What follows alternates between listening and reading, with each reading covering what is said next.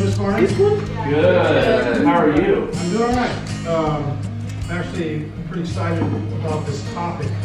Understanding our world is a recognition that in many ways we don't understand our world. We don't understand the historical basis for our current institutions. We don't understand that there is a history of the attitudes and values that are mainstream attitudes and values.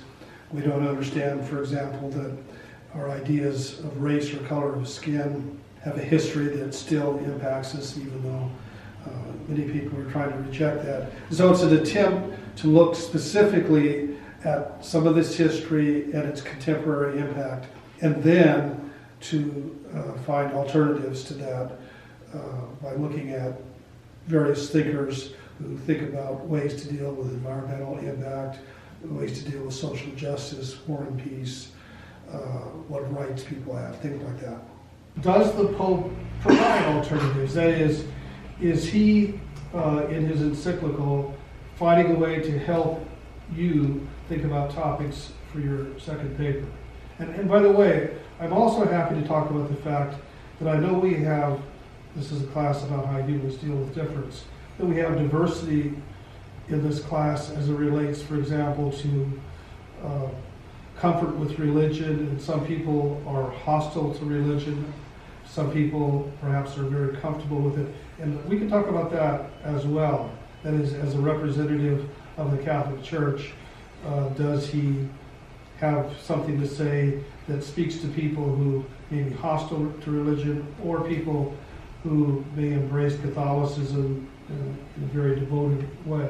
I'm with Liam. I mean, I think it's almost irrelevant whether or not you're religious, because you can acknowledge that religion has a huge impact on the world, and that someone speaking in a position to impact a large amount of people is relevant to these issues, whether or not you agree with the theistic aspect of them. But I think I would be curious to know how many people have actually read this encyclical. I would comment that I am commenting. And in the future you will comment. So in about 10 seconds I will start commenting. Okay. The opinion of the Pope can affect the way members of that community approach this topic. In that way, even if they haven't read it, these kinds of thoughts filter down to the general populace of the Catholic Church.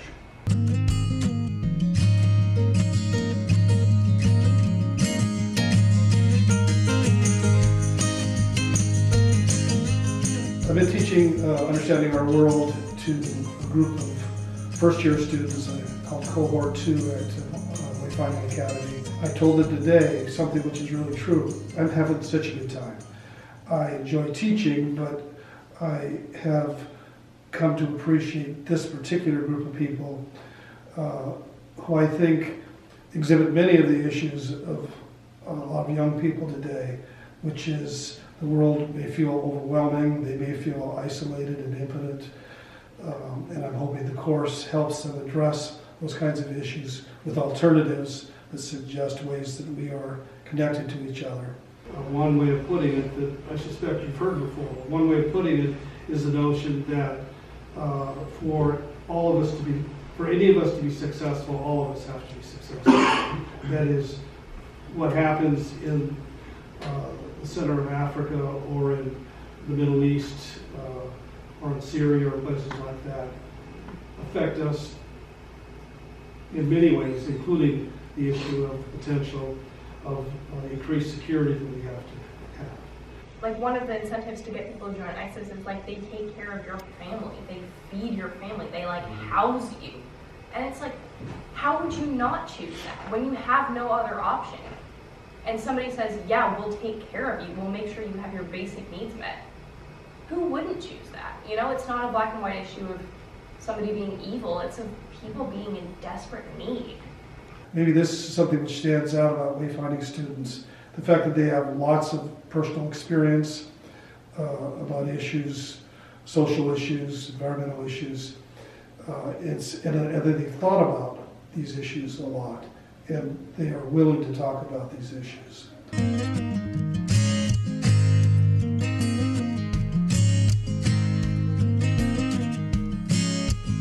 see culture as a large conversation where people talk back and forth at each other, trying to convince each other toward what we ought to do.